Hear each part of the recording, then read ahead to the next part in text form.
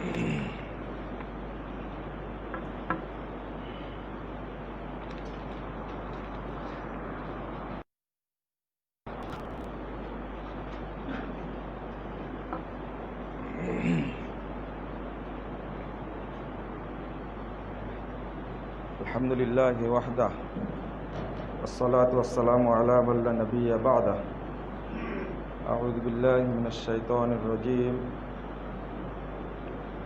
يا أيها الذين آمنوا استعينوا بالصبر والصلاة إن الله مع الصابرين وقال تعالى إنما يوفى الصابرون أجرهم بغير حساب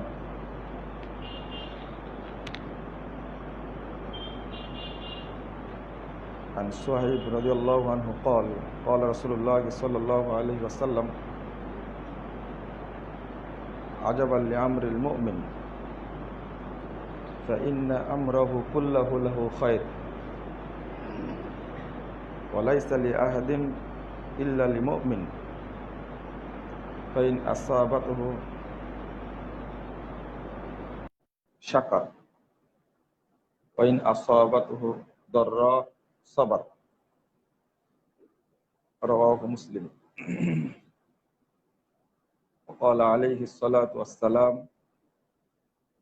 من يريد الله به خيرا يصب منه رواه البخاري যাবতীয় হামদ সানা আল্লাহ রাব্বুল আলামিনের জন্য।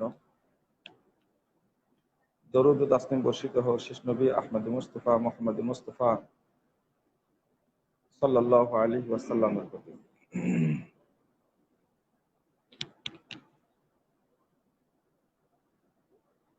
সম্মানিত মুসল্লিবৃন্দ,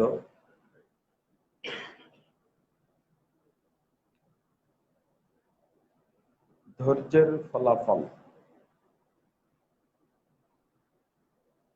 এ বিষয়টা নিয়ে আপনাদের সামনে সংক্ষেপে কয়েকটা কথা পেশ করব ইনশাআল্লাহ। ওয়া মা তাওফীকি ইল্লা বিল্লাহ আলাইহি তাওয়াক্কালতু ওয়া ইলাইহি উনীব।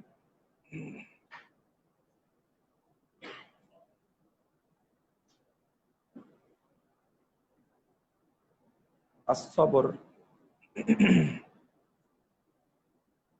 আপনারা সূরা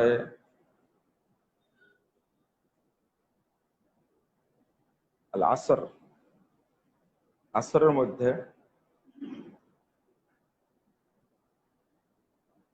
যে চারটা জিনিস পড়েছেন, আল্লাহ রাব্বুল আলামিন বলছেন সময়ের কসম করে, মহাকালের শপথ, ওয়াল আসর ইন্নাল ইনসানা লাফি খুসর, মানুষ মাত্রই ক্ষতিগ্রস্ত, তবে চার শ্রেণীর মানুষ বাদ দিয়ে। এক শ্রেণী হলো ইল্লাল্লাযীনা আমানু ওয়া আমিলুস সালিহাত, ঈমান আনয়ন করে। এর অর্থ হলো আল্লাহকে জেনে আল্লাহকে বিশ্বাস করে। ওয়া আমিলুস সালিহাত, আমলে সালেহ করে। তাহলে একটা আসলো জেনে বুঝে আল্লাহর প্রতি ঈমান আনা, আল ইলম। 2 নম্বর ওয়াল আমল। 3 নম্বর ওয়া তাওয়াসাউ বিল হক ওয়া তাওয়াসাউ বিস সবর। এটা হলো পরস্পরে হকের দাওয়াত দেওয়া, আর একটা হলো বিপদে ধৈর্য ধারণ করা। তাহলে আল ইলম ওয়াল আমল ওয়াদ দাওয়াহ ওয়াস সবর। ইমাম শাফি রাহিমাহুল্লাহ বলছেন লাউ তাদাব্বারান নাস হাযিহি সূরা লাওয়াসাআতহুম, যদি এই সূরাটি থেকে শিক্ষা অর্জন করত মানুষরা, তাহলে আর কোন সূরা নাজিল করার দরকার হতো না। এত চমৎকার কথাটা, বাস্তবে এই চারটা জিনিস যদি কারোর মধ্যে থাকে তাহলে ওই ব্যক্তি সফল। তার মধ্যে একটা কি? ধৈর্য। আল্লাহ রাব্বুল আলামিন কখনো বলেছেন ইন্নাল্লাহা মা'আস সাবিরিন, নিশ্চয় আল্লাহ ধৈর্যশীলদের সাথে আছেন। কখনো বলেছেন আল্লাহু ইউহিব্বুস সাবিরিন, আল্লাহ ধৈর্যশীলদেরকে ভালোবাসেন। সূরা জুমারের আয়াতটা, ইন্নামা ইউওয়াফাস সাবিরুন আজরাহুম বিগাইরি হিসাব। আল্লাহু আকবার। আল্লাহ বলছেন ধৈর্যশীলদেরকে নেকি দেওয়া হয়, আজরাহুম ইউওয়াফা, দেওয়া হয় তাদেরকে নেকি, বিগাইরি হিসাব, কোনো পরিমাণ ছাড়াই দেওয়া হয়। প্রত্যেকটি ইবাদতের কিন্তু পরিমাণ আছে, কিন্তু ধৈর্যের নেকির কোনো পরিমাণ নাই। বিগাইরি হিসাব।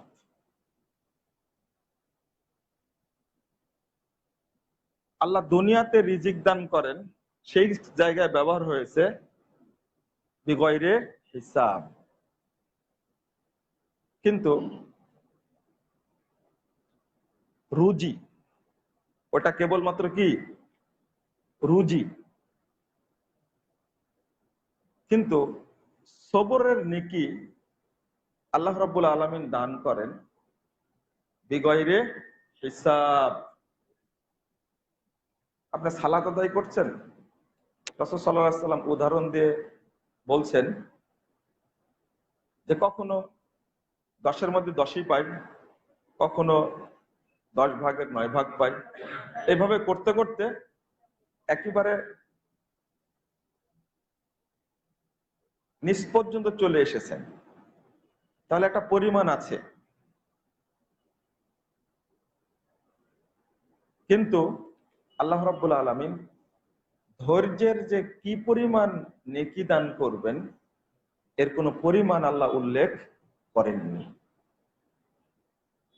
আল্লাহ বলছেন হে ঈমানদারগণ, ইস্তাঈনু বিস-সাবরি ওয়াস-সালাহ, আল্লাহর কাছে চাও তোমরা ধৈর্য এবং সালাতের মাধ্যমে। এখানে সালাতের সাথে আল্লাহ ধৈর্যকে উল্লেখ করেছেন। আমরা অনেক সময় অধৈর্য হয়ে পড়ে আল্লাহকে বলি আল্লাহ তুমি আমাকে মৃত্যু দান করো। এ কথা বলা হারাম, নিষিদ্ধ। বরং হাদিসে আসছে দোয়া তোমরা এতটুকু বলবে, আল্লাহ যদি আগে বেঁচে থাকার কথা, মরার কথা পরে, যদি আল্লাহ আমার জন্য বেঁচে থাকা কল্যাণ হয় তাহলে আমাকে বেঁচে রাখো, আর যদি মৃত্যু দেওয়া কল্যাণ হয় তাহলে আমাকে মৃত্যু দান করো। একান্তই যদি কেউ বলতে চায় তাহলে আগে জীবিত থাকার কথা বলতে হবে। আমরা ভেঙে পড়ি অনেকেই অসুখে, বিভিন্ন প্রকার অর্থনৈতিক ক্ষতি, বিপদে আমরা অনেক সময় ভেঙে পড়ি, কিন্তু মুমিন কখনো ভেঙে পড়ে না। এটা মুমিনের আদর্শই না। কিন্তু কিছু বর্ণনা এসেছে, যে বর্ণনাগুলো আসলে সামনে আসলে দুনিয়াতেও আফসোস হচ্ছে, পরকালেও আফসোস হবে।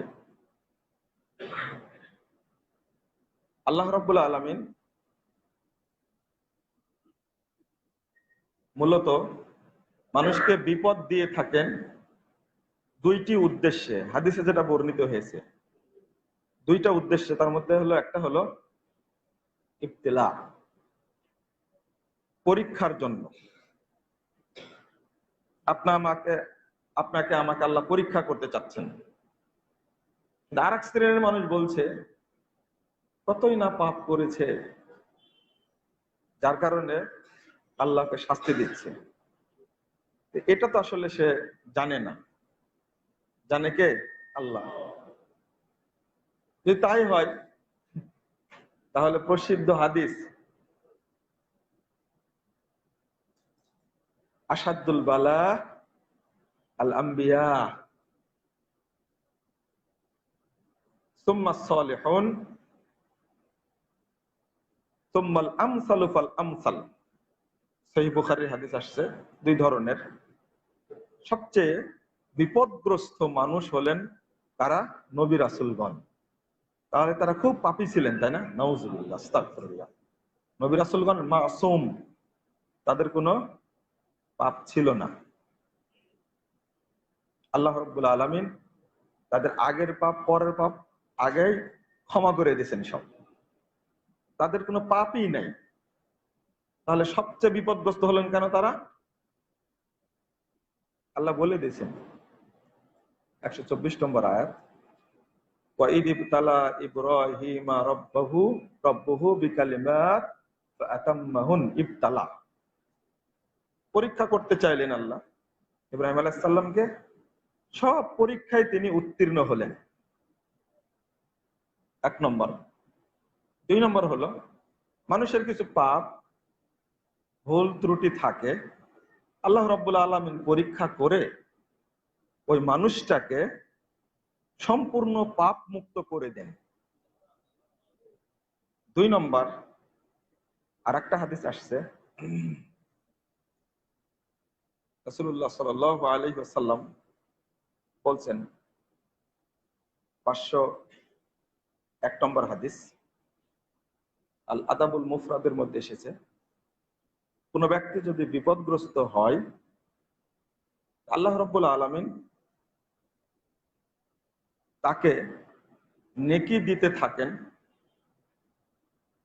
অসুখে হোক, সমস্যায় হোক, ইবাদত যদি নাও করতে পারেন, স্বাভাবিক অবস্থায় যে ইবাদত করতেন ওই ব্যক্তি ওই ইবাদত না করলেও বিপদগ্রস্ত অবস্থায় আল্লাহ ওই পরিমাণ নেকি ফেরেশতাদেরকে লিখতে বলেন, তোমরা লিখতে থাকো। জাস্ট আপনি নফল সিয়াম পালন করতেন, এই যে সিয়ামটা চলে গেল মুহররমের 9-10 তারিখ, 10-11, অনেকেই রাখতে পারেননি অসুস্থতার কারণে, কিন্তু অন্যান্য বছর দীর্ঘ 25 বছর 30 বছর রেখে আসছেন, কোনোদিন ছুটেনি, এবার বিপদে রাখতে পারেননি, কিন্তু আল্লাহ রাব্বুল আলামিন একেবারে স্বচ্ছ নেকি দান করবেন আপনাকে। এটাও শুধু তাই না, আমি এবার একটু পড়ে বলি তাহলে একটু ভালো লাগবে। আল্লাহ বলছে, রাসূল সাল্লাল্লাহু আলাইহি ওয়াসাল্লাম বলছেন, মা মিন মুসলিমিন ইবতালাল্লাহু ফি জাসাদিহি, শরীরে যদি কোনো সমস্যা, আল্লাহ শারীরিক পরীক্ষা নেন, ইল্লা কুতিবা লাহু মা কানা ইয়ামালু ফি সিহহাতিহি। আল্লাহু আকবার। রাসূল সাল্লাল্লাহু আলাইহি ওয়াসাল্লাম বলছেন, ও ভালো অবস্থায় যা আমল করত, অসুস্থ হয়ে থাকলেও ওই আমলগুলোর নেকি তার আমল নামাতে লেখা হয়। মা কানা মারিদ, যতদিন অসুস্থ থাকবে ততদিন আল্লাহ লিখতেই থাকবেন। একজন ব্যক্তিকে দেখতে গেলাম পাবনায়, দীর্ঘ 54 বছর যাবত শুয়ে আছেন। ছাত্র জীবনে অনেক ধনী পরিবার, তার পিঠের পিছনে গাড়ির চাকা পড়ে গেছিল, পা দুইটা নষ্ট হয়ে গেছে, তো পেশাব পায়খানা করার জন্য ওই যে মানে অটো একটা সিস্টেম করে দিয়েছে, সে বুঝে না, পেশাব আর পায়খানার রাস্তা একাকার করে দিয়েছে সেই সময় থেকে। আমি দেখা করতে গেলাম, তো আমার সাথে যারা ছিলেন তারাও সেদিন কেঁদেছেন। শেষ জীবনে এসে আল্লাহ রাব্বুল আলামিন তাকে সালাফি মানহাজটা গ্রহণ করার তৌফিক দিয়েছিলেন। দুই তিনটা বই পড়েই আল্লাহ রাব্বুল আলামিন তাকে হেদায়েত দান করেছেন। আমরা কেঁদে বেরিয়ে আসছিলাম, তবে আমি আল্লাহকে বলছিলাম যে আল্লাহ, তোমার কি উদ্দেশ্য এই 54টি বছর যাবত, তখন তার বয়স 76 বছর সম্ভবত বললেন, কিন্তু টস টস করে কথা বলছেন, বুকের উপরে ল্যাপটপ রেখে হাত দুইটাতে কম্পোজ করতে পারেন। দেখাই যাচ্ছে সেই যুগের যে এসি, সেই যুগের যে কারেন্টের আপনার ওটা কি বলে সুইচ গুলো যেভাবে ওইরকমই আছে। কি উদ্দেশ্য তুমি রেখে দিয়েছো জানি না। এই লোকটি এই 54 বছর যাবৎ পড়ে আছেন, সেজদা করতে পারেন না, রুকু করতে পারেন না, তবে ওই শুয়ে থেকে থেকেই কোন মহিলার বিধবার সমস্যা, মেয়েকে বিয়ে দিতে পারছে না, কোন মসজিদের সমস্যা, কোন মাদ্রাসায় সমস্যা, এতিমখানায় সমস্যা, ওখানে বসে বসে এই সমস্যাগুলো তিনি সমাধান করে দিতেন আপনার শহরের বুকে।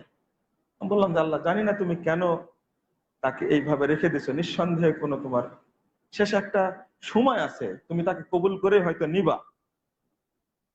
অবশ্য তার 3 থেকে 4 মাসের মাথায় আল্লাহ রাব্বুল আলামিন তাকে নিয়ে নিয়েছেন, উঠাই নিয়েছেন। 54 বছর যাবত, এই 54 বছর যাবত অসুস্থ, যেটা অনুবাদে বলছিলাম, মা কানা মারিদা, যতদিন অসুস্থ থাকবে ততদিন তার আমুল নামায় সম পরিমাণ নেকি লেখা হবে। ফাইন আফাহু ওয়াসালাহু, যদি সুস্থ করে দেন আল্লাহ রাব্বুল আলামিন তাকে পাপ থেকে ধৌত করে দেন।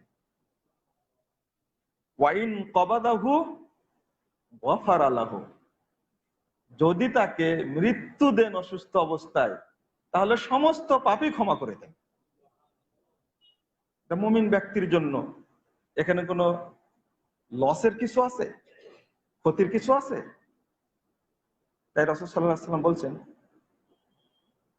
এটা 2999 নম্বর হাদিস, সহিহ মুসলিমে এসেছে, আজাবাল লিআমরিল মুমিন, মুমিনের জীবনটা একটা আশ্চর্যজনক জীবন, বিস্ময়কর জীবন। ফাইন্না আমরাহু কুল্লাহু লাহু খায়র, তার জীবনের সব কিছুই কল্যাণকর। যদি মুমিন হয়ে থাকেন আপনি, আপনার সবকিছুই কল্যাণকর।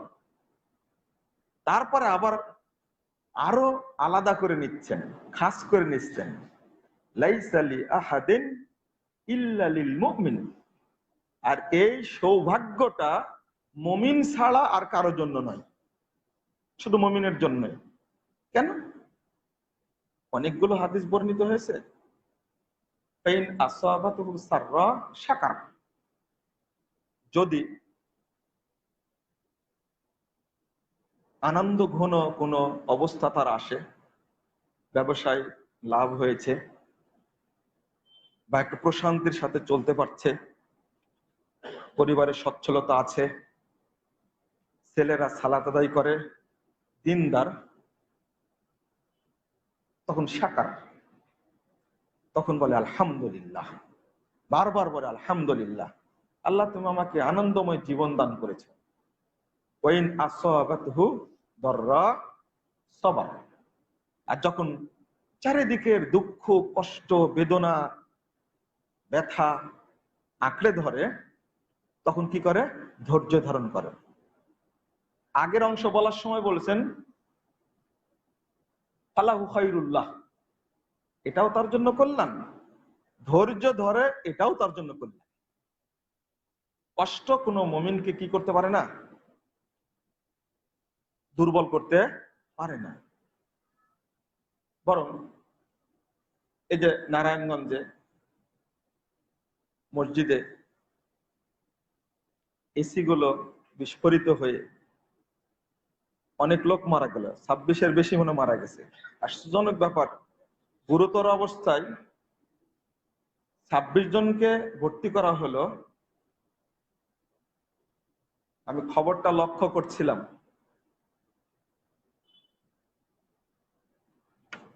এত ব্যথা লেগেছে যে মসজিদে গিয়ে প্রথম রিপোর্টটা দিল 7 জন মারা গেছে, একটু পরে রিপোর্টটা দিল যে 11 জন মারা গেছে, পরের দিন রিপোর্টটা দিলে 14 জন মারা গেছে। 3 দিনের দিনে মনে হয় বললো যে 26 জনই মারা গেছে। তবে 25 জনের খবরটা আমি নিজে পড়েছি, পরে আর ইয়া করার সুযোগ হয়নি। মারা গেছে 28 জন মারা গেছে। আচ্ছা আচ্ছা, যাক, 31-30 যেটাই হোক, মসজিদের ঘটনা এটা, এটা প্রত্যেক মুমিনেরই কষ্ট লাগছে, এটা লাগারই কথা। আমরা দোয়া করি আল্লাহ রাব্বুল আলামিন তাদেরকে শাহাদাতের মর্যাদা দান করুন।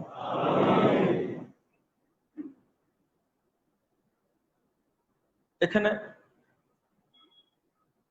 যদি গ্যাস লাইনের ত্রুটি না হয়ে মসজিদ সংক্রান্ত কোনো ত্রুটি হতো, তাহলে এই পাশ্চাত্যের খুদকুড়ো খাওয়া দালাল শ্রেণীর নাস্তিকরা বাংলাদেশের মুসলিমদের 12টা বাজায় ছাড়ত। কিন্তু গ্যাস লাইন সমস্যা, তাদেরকে নিয়ে যত লেখালেখির দরকার ছিল অত লেখালেখি হয়নি।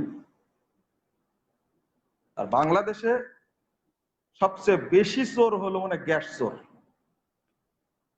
কত লক্ষ লাইন দেওয়া আছে, এরকম চুরাই লাইন,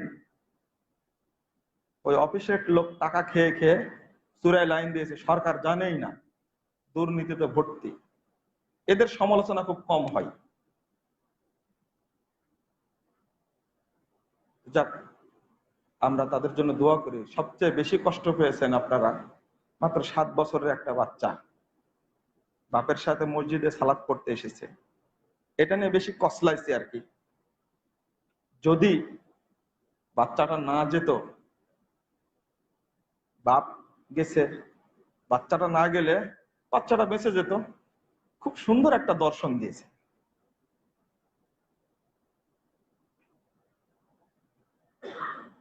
ফজিলতের শেষ নাই।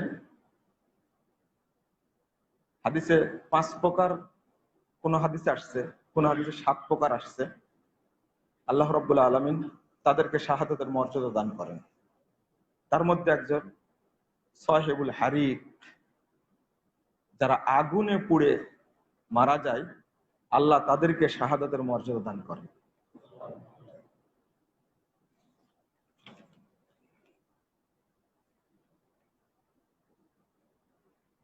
এটা আবু দাউদে আসছে 3111 নম্বর হাদিস। আর একটা আসছে জাতুজ দাম জান্নাহ। এক একজন এক এক রকম ব্যাখ্যা করেছেন। তার মধ্যে একটা হলো যারা ফুসফুসে আক্রান্ত হয়ে মারা যায়। কোন হাদিসে আসছে আপনার আসুল, জাতুজদান শব্দের অর্থ কিন্তু আসুল, নিউমোনিয়া। নিউমোনিয়া অ্যাটাক করে মূলত ফুসফুসকে, এটা তো ডাক্তারেরা বলেন আর কি। এখন যত মানুষ করোনায় আক্রান্ত হয়ে মারা যাচ্ছে, অধিকাংশই ফুসফুসে আক্রান্ত হয়ে মারা যাচ্ছে। তাদের জন্য এক্সট্রা ফজিলত, একটা মহামারী আর আরেকটা ফুসফুসে আক্রান্ত হওয়ার কারণে। ফুসফুসটা যে বেশি আক্রান্ত হয়, তাহলে তাকে ফিরে নিয়ে আসা খুব কঠিন হচ্ছে। রাসূল সাল্লাল্লাহু আলাইহি ওয়াসাল্লাম বলছেন, যারা নিউমোনিয়া, কেউ অর্থ করেছেন এটার আল অরাম, অর্থাৎ যদি ভিতরে কোনো টিউমার হয় আর সেখান থেকে যদি ক্যান্সার হয়, টিউমার জনিত কারণেও কোনো ব্যক্তি যদি মারা যায়, আল্লাহ রাব্বুল আলামিন তাকেও শাহাদাতের মর্যাদা দান করেন। এই 2 প্রকার আসছে, আর বাকিগুলো আপনারা জানেন। একটা হলো আল মাতউন, মহামারীতে তারা মারা যায়। আল মাবতুন, যারা পেটের পীড়ায় মারা যায়। আর একটা হলো যারা অ্যাক্সিডেন্ট বা চাপা পড়ে মারা যায়। আর এক শ্রেণীর মানুষ আন্নুফাসা বলা হয়েছে, যারা বাচ্চা হতে গিয়ে যে সমস্ত মহিলা, গর্ভবতী মহিলা যদি মারা যায়, আল্লাহ রাব্বুল আলামিন তাদেরকে শাহাদাতের মর্যাদা দান করেন। এই 7 প্রকার আসছে। 7 প্রকারটা আবু দাউদ আর নাসাইর হাদিস। তা আমরা দোয়া করি এই ভাইদের জন্য যারা মারা গেছেন, আল্লাহ তাদেরকে যেন শাহাদাতের মর্যাদা দান করেন। আমিন। তারা আমাদেরই ভাই, মসজিদে গিয়ে এরকম দুর্ঘটনার শিকার হয়েছেন।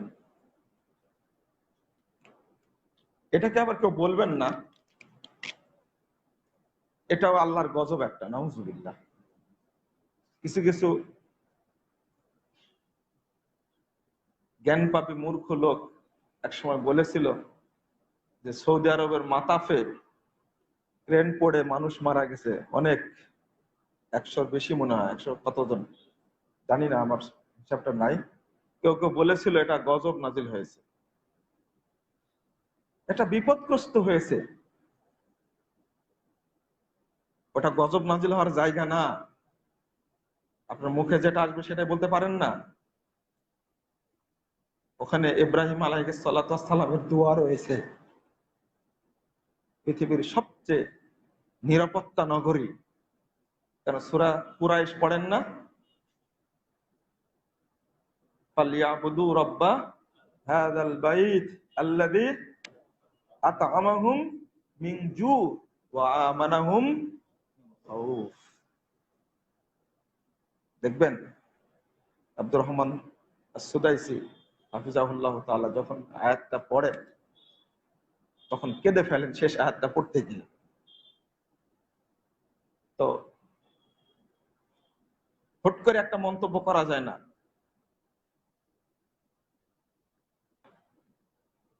আল্লাহ রাব্বুল আলামিন ওই বাচ্চাটার মধ্যে যে ফজিলতটা রেখেছেন, এই ফজিলতটা কত গুরুত্বপূর্ণ। রাসূলুল্লাহ সাল্লাল্লাহু আলাইহি ওয়াসাল্লাম বলছেন,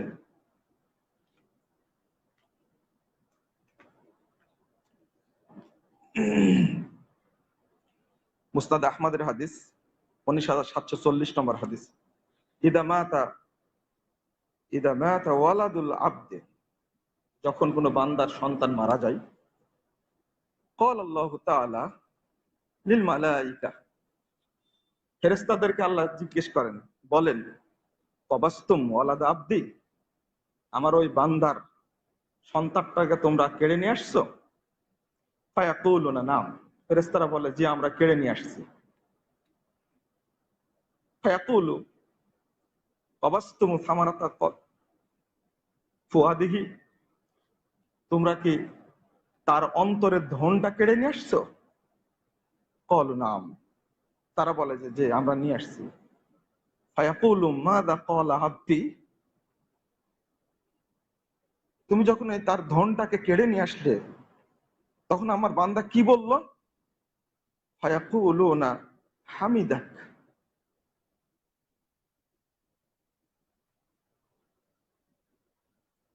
সে বল, তারা তখন বলে আপনার বান্দা আপনার প্রশংসা করেছে, ওয়াস্তারজা, এবং ইন্না লিল্লাহি ওয়া ইন্না ইলাইহি রাজিউন পড়েছে।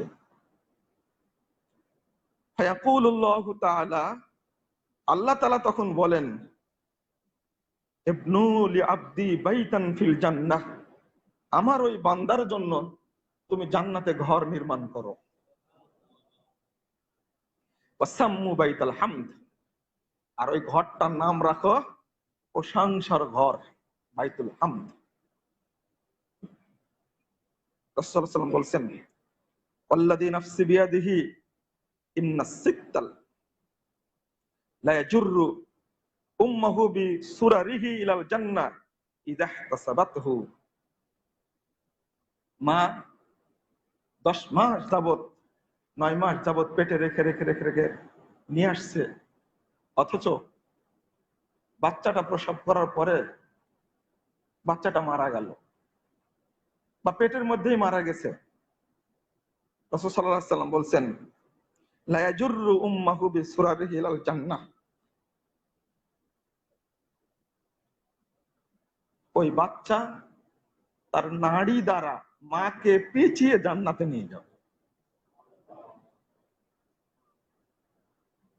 তবে শর্ত করেছেন, ইযা ইহতাসাবাতহু, যদি মা ধৈর্য ধারণ করে যে এর মাধ্যমে আল্লাহ আমাকে কি দিবেন, নেকি দান করবেন, এই আশা যদি থাকে তাহলে জান্নাতে যাবে। আরেকটা বুখারীর হাদিস আসছে, রাসূল সাল্লাল্লাহু আলাইহি ওয়াসাল্লাম বলছেন, বাপ মাকে জাহান্নামে দেওয়া হবে, কিন্তু বাচ্চাটা বাপ মায়ের যে কাপড় ধরবে, যতক্ষণ ক্ষমা না করবে, জান্নাত না দিবেন, ততক্ষণ এই বাচ্চাটা কাপড় ছেড়ে দিবেন না। ছোট্ট বাচ্চাটাও চলে গেছে, হয়তো এই বাচ্চাটা কাল কিয়ামতের মাঠে তার পিতা মাতার জন্য জান্নাতের ওসিলা হবে। মুমিন এটা ভাবে, উল্টাটা ভাবে না। বিপদে যে পড়বেন না আপনি সেটা বলতে পারবেন না। আর যারা বিপদে পড়েননি তারা তো মনে করছেন যে আমরা তো ভালোই আছি। শেষ বয়সে যে চোখ হারিয়ে দিয়েছে, তো বলছে হারাম খেয়েছে আর এই চোখ দিয়ে কতই না অন্যায় কাজ করেছে, আল্লাহকে অন্ধ করে দিয়েছে।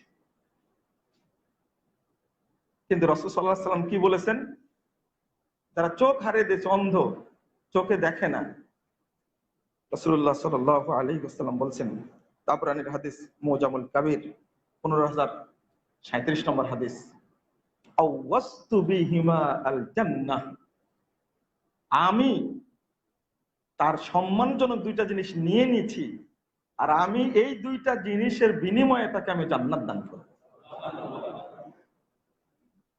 আর বড় বড় আলেমদের অন্ধ হয়ে যাওয়া, এটা পূর্বের সালাফদের সুন্নাহ।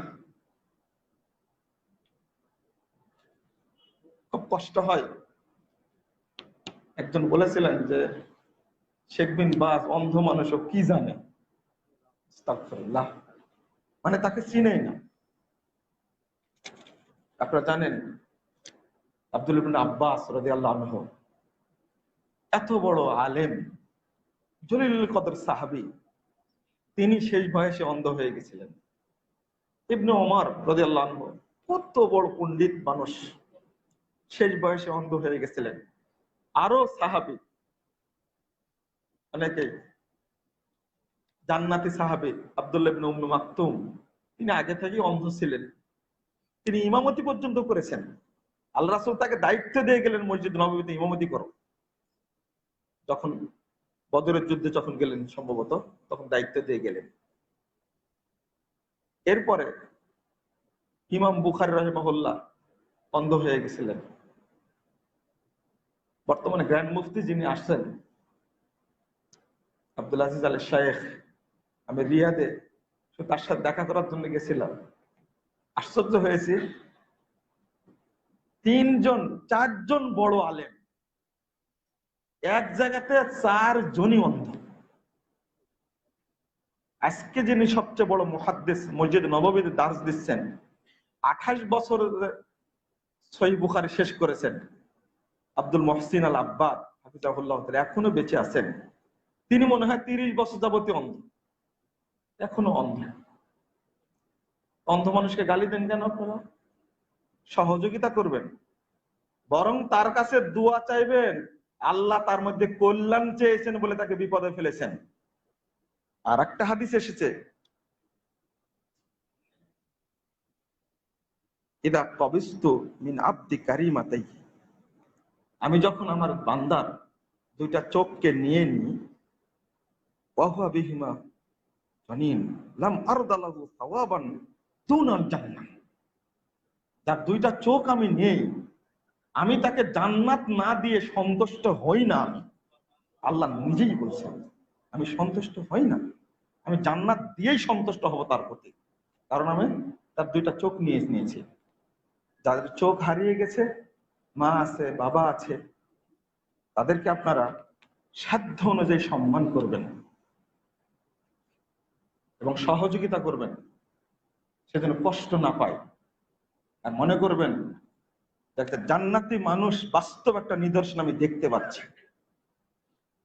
এতদিন দেখেছি, এখন দেখেনি।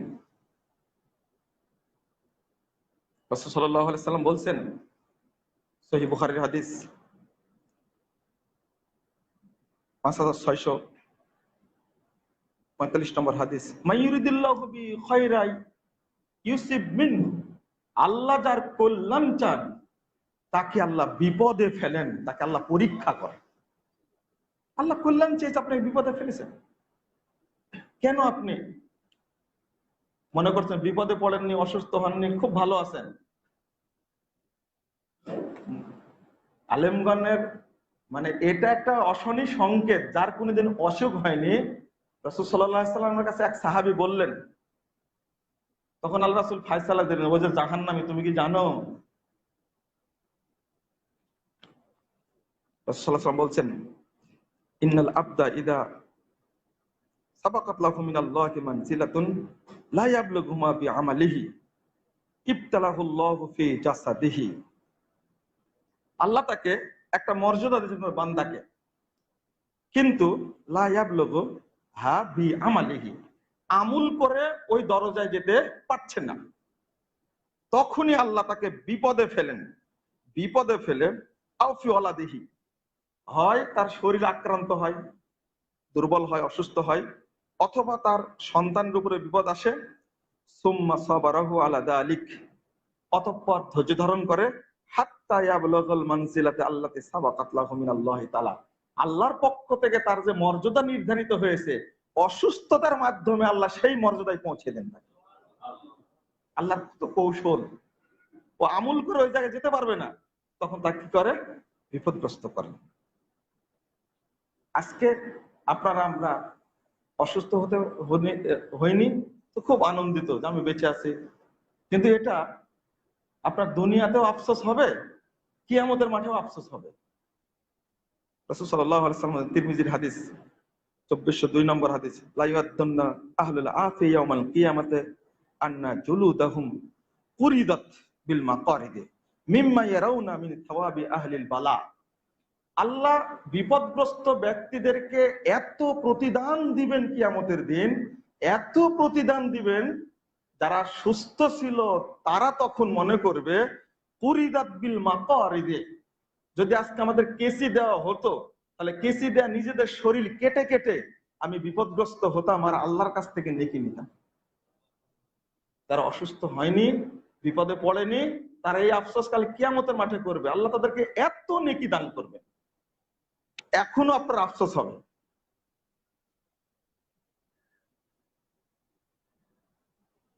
আবু দাউদের হাদিস, রাসূল সাল্লাল্লাহু আলাইহি ওয়াসাল্লাম বলছেন, আহমদের হাদিস 5664 নম্বর হাদিস, আল আম্বিয়া তুম্মাল আমসালু ফাল আমসাল। এটা আগে বলেছি, প্রথম বিপদগ্রস্ত মানুষ হলো নবীগণ অথবা সৎ ব্যক্তিগণ, অথবা তাদের তুলনায় যারা কি কম নিচের দিকে আসবে তারা বিপদগ্রস্ত বেশি হবে। রাসূল সাল্লাল্লাহু আলাইহি ওয়াসাল্লাম বলছেন, ইবতালার রাজুলু আলা হাসাব দীনিহি, দ্বীনের অর্থাৎ দ্বীনদারির উপরে ভিত্তি করে আল্লাহ রাব্বুল আলামিন মানুষকে কি করেন? বিপদ দান করেন, দ্বীনদারির উপর ভিত্তি করে। ফাইন কানা সুলবান ফি দীনিহি ইস্তাদ্দা বালাউ, যে দ্বীনের ব্যাপারে খুব অগ্রগামী, অনেক পরহেজগার হয়, দ্বীনদার যদি বেশি হয়, আল্লাহ তার উপরে বেশি বিপদ নাজিল করে। কি উত্তর দিবেন আপনি? এইভাবেই বলছেন, ফাইন কানা সুলবান ফি দীনিহি, দ্বীনের ব্যাপারে যদি শক্ত হন, খুব দ্বীনদার পরহেজগার হন, ইস্তাদ্দা বালাউহু, তার উপরে আল্লাহ বেশি বিপদ নাজিল করেন। ওয়াইন কানা ফি দীনিহি রিক্কাতুন হুব্বিনা আলাইহি, দ্বীনের ব্যাপারে যদি সে খুব হালকা হয়, দিনদারিতা তেমন নাই, তো তার উপরে বিপদও কম আসে। ফামা যালা কাযালিকা হাত্তা ইয়ামশি আলাল আরদে মা লাহু যামবুন। অবশেষে পৃথিবীতে সে ভ্রমণ করে, চলাফেরা করে, সম্পূর্ণ নিষ্পাপ হয়ে চলাফেরা করে। আল্লাহ সম্পূর্ণ মাফ করে দেন তাকে। আপনি আমি কেন এই চিন্তাটা মাথায় করি না? তিরমিজির হাদিস 2396 নম্বর হাদিস, ইন্না ইজামাল জাযা মা ইজামাল বালা। এই কথাটা মনে রাখবেন, যেটা আমরা বলবো বড় পরীক্ষায় বড় পুরস্কার, কিন্তু হাদিসের অংশ এটা। বড় পরীক্ষায় বড় পুরস্কার, ইন্না ইজামাল জাযা মা ইজামাল বালা। যার যত বেশি বিপদ হবে আল্লাহ রাব্বুল আলামিন তাকে তত পুরস্কৃত করবেন। বিপদে পড়েননি, মারা গেছেন, এই হাদিসগুলো শুনেও আপনার এখন আফসোস হচ্ছে যে আমি তো এখনো কোনো বিপদে পড়িনি, ভালোই চলছে, 30 বছর 40 বছর যাবৎ অর্থনৈতিক সমস্যা নাই, পারিবারিক সমস্যা নাই, শারীরিক কোনো সমস্যা নাই, মানসিক কোনো সমস্যা নাই, এটা ভাবছেন আপনি না। তারপর রাসূল বলছেন, ইন্নাল্লাহা ইযা আহাব্বা কওমান ইবতালাহুম ফামান সাবারা ফালাহু সাবরু ওয়া মান জাযাআ ফালাহুল জাযা। যে ব্যক্তি, আল্লাহ যাকে যখন ইদা আহাব্বা কওমান, কোন কওমকে ভালোবাসেন, তখন তাদেরকে বিপদ দেন, পরীক্ষা করেন। যদি ধৈর্য ধারণ করেন তাহলে আল্লাহ ধৈর্যের নেকি দেন, আর যদি অতিষ্ঠ হয়ে যায় তাহলে নেকি থেকে বঞ্চিত করেন। অতিষ্ঠ হওয়া যাবে না, আর ধৈর্য প্রথমেই ধরবেন। কালকে এক মুসল্লিকে বলছিলাম একটা হাদিস, ৯৪৩৮ নম্বর হাদিস, মুহাম্মদ রাসূলুল্লাহ সাল্লাল্লাহু আলাইহি ওয়াসাল্লাম বলছেন, ইউতর রাজুলু ইলা কবরিহ, মৃত্যুর পরে একজন আযাবের ফেরেশতাকে কবরে ঢোকার জন্য পাঠানো হবে।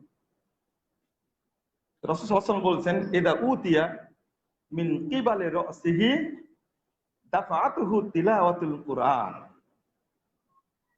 যখন ও মাথার দিক থেকে ঢুকতে চাইবে তখন কুরআন তেলাওয়াত তাকে ওখান থেকে ধাক্কা দিয়ে বের করে দেবে। বলছে না, এখানে ঢুকতে পারবো না, বাধা দিবে, তাকে প্রতিরোধ করবে।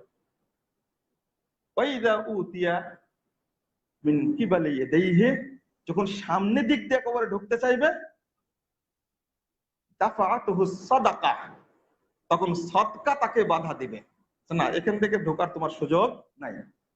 ওয়াইদা উতিয়া মিন কিবালি রিজলাইহি, যখন তাকে ঢুকতে বলা হবে, তুমি এবার, আগে বলা হয়েছে এটা উতিয়া, যখন বলা হয়েছে তুমি মাথার দিক থেকে ঢোকো, কুরআন তেলাওয়াত বাধা দিয়েছে, সামনের দিকে ঢুকতে বলেছে, সাদাকা বাধা দিয়েছে।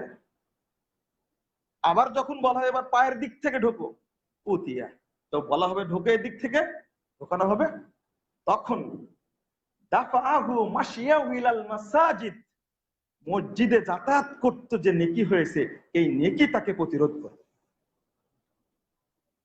তারপরে আল্লাহ রাসূল হাদিসটা বলে শেষ করছেন, ওয়াসসাবরু হাজাজাহু, আল্লাহু আকবার, এবার ধৈর্য তাকে বন্দী করে ফেলবে, তোকে আর কোথাও যেতে দেব না।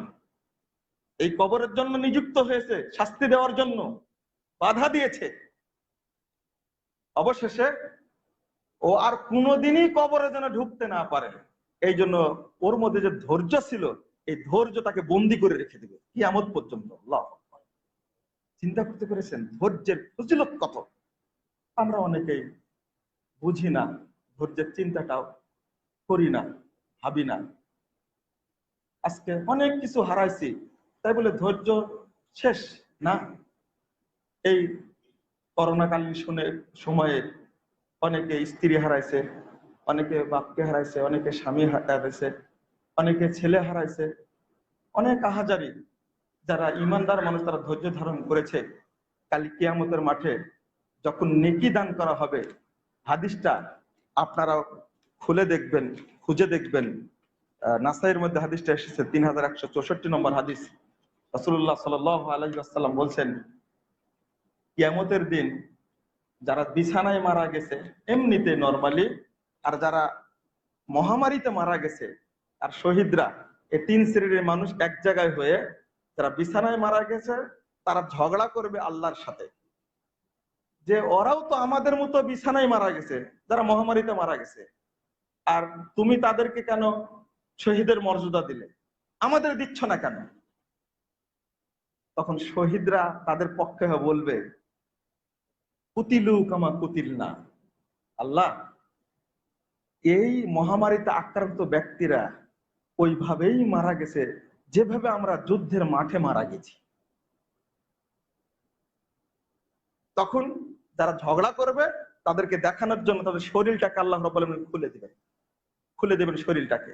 তোমরা এখন দেখো শহীদদের যেভাবে অঙ্গ থেকে রক্ত ঝরেছে, ঠিক মহামারীতে আক্রান্ত হওয়ার কারণে তাদের শরীরটা এরকম সব ক্ষতবিক্ষত হয়ে গেছে। তখন আল্লাহ রাব্বুল আলামিন স্পষ্ট দেখায় দিবেন। তখন যারা সাধারণভাবে মারা গেছে তারা এটা মেনে নিবে। আল্লাহর কাছে আজর নেকি পাওয়ার জন্য আপনারা ধৈর্য ধারণ করুন, অপেক্ষায় থাকুন। কখনো মনে করবেন না যে আমি সুস্থ আছি, খুব ভালো আছি, আমি নেককার পরহেজগার, এমনটা কখনো বলবেন না।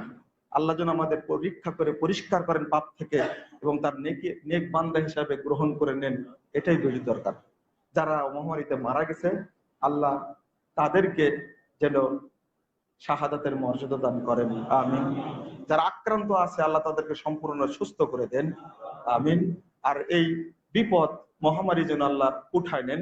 আল্লাহ আমাদের সকলকে যেন যাবতীয় মহামারী, দুর্যোগ এবং যাবতীয় বালা মুসিবত থেকে যেন হেফাজত করেন, আল্লাহ আমিন। আল্লাহ তুমি আমাদেরকে তোমার নেক বান্দাদের সাথে কবুল করে নাও, আমিন ইয়া রাব্বাল আলামিন। আকুলু কওলি হাদা আস্তাগফিরুল্লাহ লি ওয়া লাকুম ওয়া লিসাইরিল মুসলিমিন।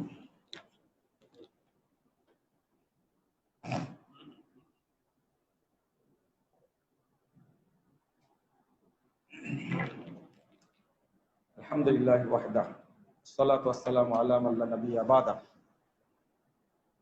সম্মানিত মুসল্লিবৃন্দ, আরো অনেকগুলো হাদিস আছে যা ধৈর্যের উপরে, আমি সেগুলো পেশ করতে পারলাম না। আপনারা পড়ে নেবেন, দেখে নেবেন। এই আর্টিকেলটা মাসিক আল ইখলাসে প্রকাশ পেয়েছে, ধৈর্যের ফজিলত। যদিও অনেক হাদিস আছে, লিখেছেন আমার উস্তাদ, অনেক বড় উস্তাদ আমার, আখতারুল আমান আল মাদানী। এখন কুয়েতে থাকেন, একজন বড় দায়ী। আল্লাহ যেন তাকে যাজায় খায়ের দান করেন, হেফাজত করেন। এবং আমি উস্তাদ হিসাবে স্পেশালি তার জন্য দোয়া করি, আল্লাহ যেন তাকে নেক বান্দা হিসাবে কবুল করে নেন, সাথে সাথে আল্লাহ আমাদেরকে কবুল করেন, আমিন। আল্লাহুম্মা সাল্লি আলা মুহাম্মাদ ওয়া আলা আলি মুহাম্মাদ কামা সাল্লাইতা আলা ইব্রাহিম ওয়া আলা আলি ইব্রাহিম ইন্নাকা হামিদুম মাজিদ। আল্লাহুম্মা বারিক আলা মুহাম্মাদ ওয়া আলা আলি মুহাম্মাদ কামা বারাকতা আলা ইব্রাহিম ওয়া আলা আলি ইব্রাহিম ইন্নাকা হামিদুম মাজিদ। আল্লাহুম্মা আইজ্জিল ইসলাম ওয়াল মুসলিমিন, আল্লাহুম্মা আইজ্জিল ইসলাম ওয়াল মুসলিমিন, আল্লাহুম্মা আইজ্জিল ইসলাম ওয়াল মুসলিমিন ওয়ানসুর আসাল মুওয়াহিদিন। আল্লাহুম্মা ইগফির লানা ওয়া লিল মুমিনিনা ওয়াল মুমিনাত ওয়াল মুসলিমিনা ওয়াল মুসলিমাত ওয়াল আহইয়াই ওয়াল আমওয়াত। তাকাব্বাল ইয়া রাব। ওয়া সাল্লাল্লাহু